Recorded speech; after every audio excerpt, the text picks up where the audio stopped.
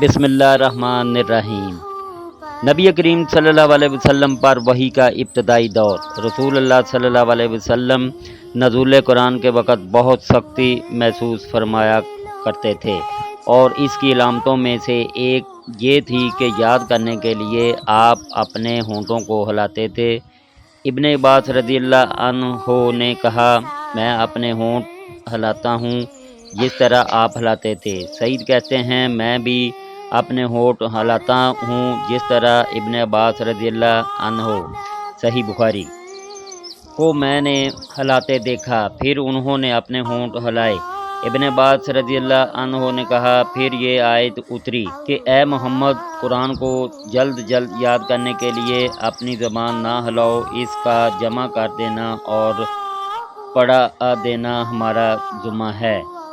صحیح بخاری۔ حضرت ابن عباس رضی اللہ عنہ کہتے ہیں، یعنی قرآن آپ اسلام کے دل میں جمع دینا اور پڑھا دینا ہمارے ذمہ ہے۔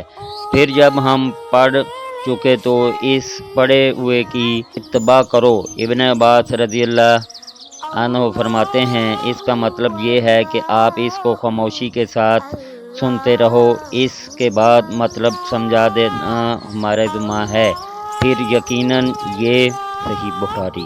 ہماری ذمہ داری ہے کہ آپ اس کو پڑھو، یعنی اس کو محفوظ کر سکو۔ چنانچہ اس کے بعد جب آپ کے پاس حضرت جبرائیل علیہ السلام وحی لے کر آتے تو آپ توجہ سے سنتے، جب وہ چلے جاتے تو رسول اللہ صلی اللہ علیہ وسلم اس وحی کو اسی طرح پڑھتے جس طرح حضرت جبرائیل علیہ السلام نے اسے پڑھا تھا۔ صحیح بخاری۔ صحیح بخاری حدیث نمبر 5۔ اللہ حافظ۔